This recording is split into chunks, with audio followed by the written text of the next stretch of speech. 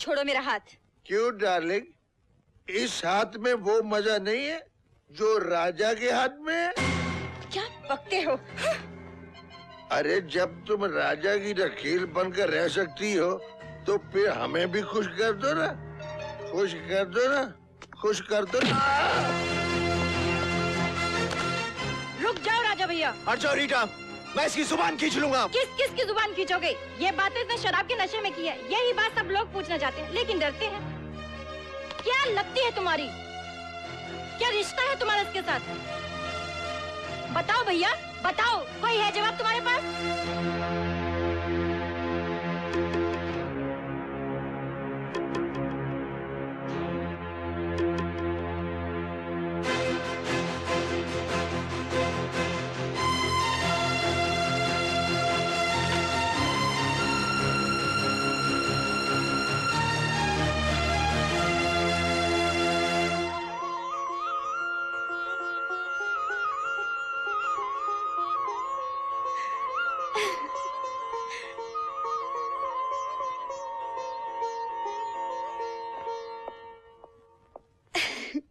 यही तो मन्नत मांगी थी मैंने। चल मंदिर चल।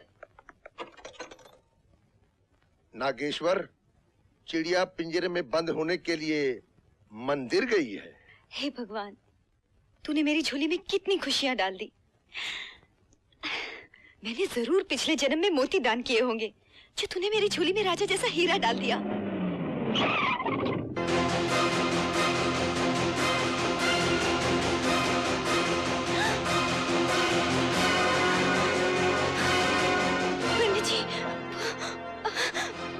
ए, रुक जाओ, ये भगवान का स्थान है, यहाँ तुम जुल्म नहीं कर सकते। अबे हट, यहाँ के भगवान हम हैं, समझे? चल चल। पंडित जी, कभी नहीं, छोड़ दे मुझे, छोड़ दे मुझे। राजा को मालूम पड़ेगा तो वो तुम्हारी बोटी बोटी नोच डालेगा। उस हरामजादे की बोटियां कुत्तों को डाल दे। अरे इसीलिए तो ले जा रहा हूँ तुझे। ए लड़की सुन, बोल देना उसको कि ले जा रहा हूँ इसको, समझे? चल चल, जो करना है कर ले। राजा भैया, राजा भैया, नीलम को वैल जी का भाई उठा के ले गया।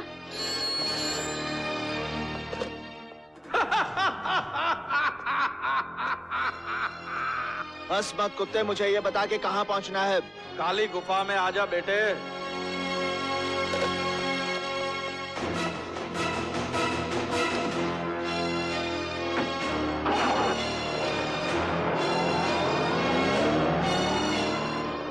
ये राजा भैया इतनी जल्दी में कहाँ गए? नीलम को वैल जी का भाई उठा के ले गया है।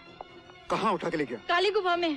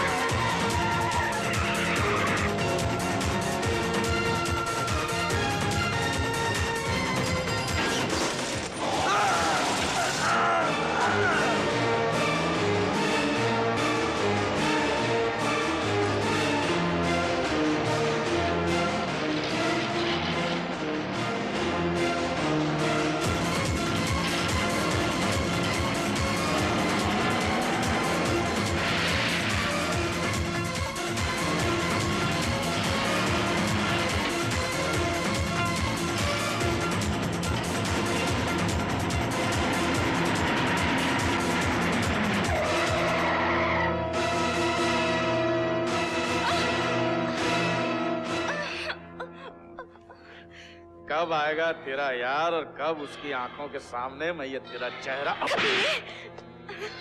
हरामजादी।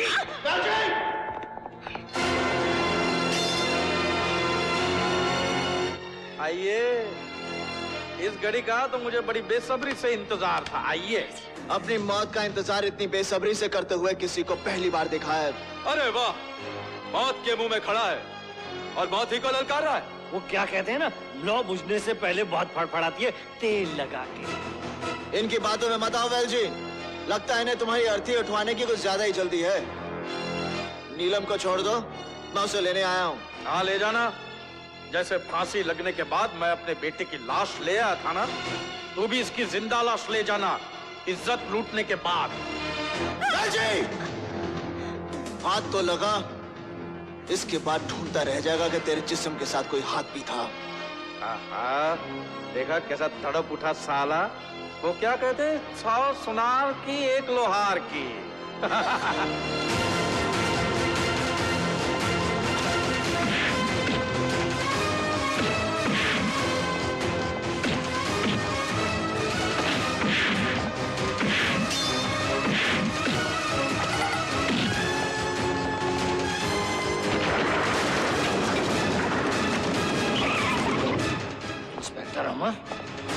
इंस्पेक्टर अमर आ गया है। लौंडिया को गायब कर देते हैं तेल लगा के, वरना हम सबको तेल लगा देगा।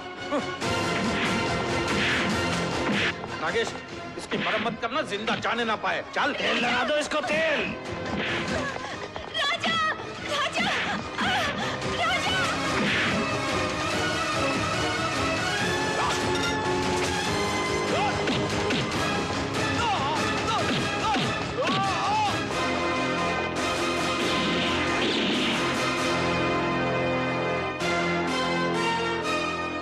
रुक जाओ राजा, वरना मैं गोली मार दूंगा। मुझे जाने दो इंस्पेक्टर।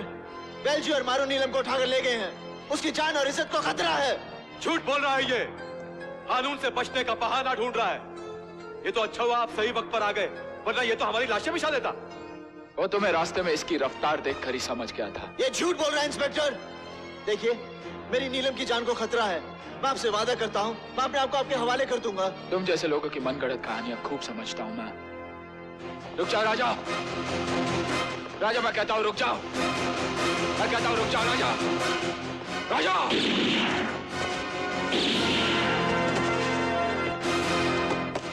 राजा भैया, राजा भैया, राजा भैया।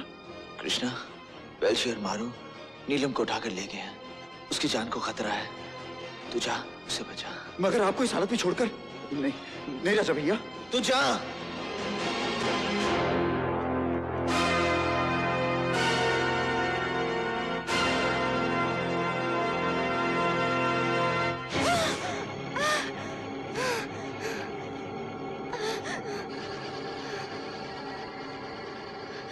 जाने दो मुझे।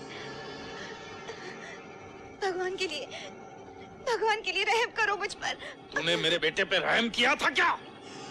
बचाओ! नीलम भाभी, चिल्लाओ और चिल्लाओ। जिस तरह चिल्ला चिल्ला कर तूने मेरे बेटे के लिए फांसी मांगी थी ना, लेकिन आज हम तुझे नोच डालेंगे, मेरे कलेजे को जिस तरह तूने नोचा था।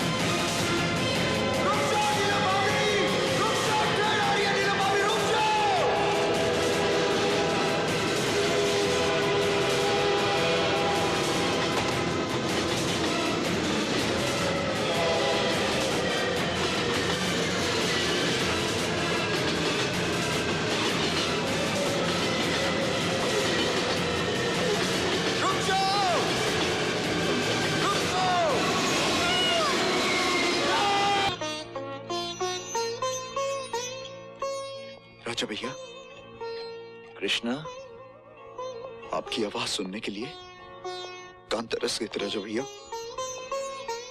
आप ठीक तो है ना? जब तक तेरा और नीलम का प्यार मेरे साथ है, मुझे कुछ नहीं हो सकता। नीलम कहाँ है? वो ठीक तो है? हाँ ठीक है, बिल्कुल ठीक है। आप ठीक हो जाएंगे ना? सब ठीक हो जाएगा। तू मुझसे कुछ छुपा रहा है। नीलम कहाँ है? बहुत दूर। कृष्णा? नहीं राजा भैया, सब ठीक है राजा भैया। दरअसल वेलजी से बचाते हुए नीलम भाभी थोड़ी जख्मी हो गई और मैंने उन्हें अस्पताल में भर्ती करा दिया। अस्पताल? इसका मतलब उसकी जान को खतरा है? नहीं, उनकी जान को कोई खतरा नहीं। अब वो हर खतरे से बहुत दूर जा चुकी है राजा भैया, बहुत दूर। तो फिर तू रो क्यों रहा है? आपकी हालत और अपनी बेबसी पर रो रहा हूं। पगले, मैं तो तेरा एहसान ही नहीं भुला सकता कि तूने नीलम को बचा लिया। वो जिंदा है, जख्मों का क्या है, वो तो भर ही जाएंगे। लेकिन मेरे जख्म कभी नहीं भरेंगे राजा भैया, कभी नहीं भरेंगे। बहुत प्यार करता है मुझसे। तुम्हारी खुदा की कसम भाभी, तुम्हें इस अंजाम तक पहुंचाने वाले पर कृष्णा ऐसा कहर बनकर टूटेगा कि उसकी तबाही से कहर भी कांप उठेगा।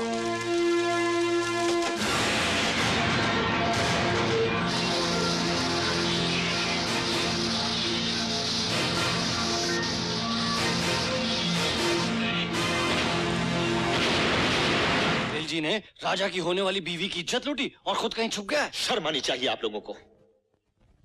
वेलजी ने उस लड़की की इज्जत नहीं लूटी बल्कि कानून के मुंह पर तमाचा मारा है।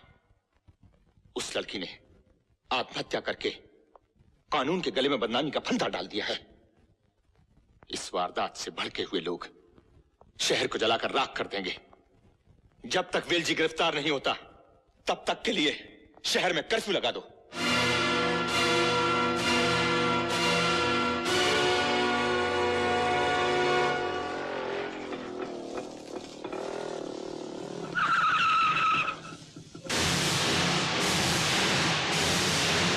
कर्फ्यू में देखते ही गोली मार देने का ऑर्डर है। कर्फ्यू तो आज मैं तेरी जिंदगी में लगा दूंगा हरामजादे। नीलम भाभी की इज्जत के बदले जब तक मैं तेरी जान ना ले लूं, उनकी चिता की लपटें मेरे सीने में चलती रहेंगी।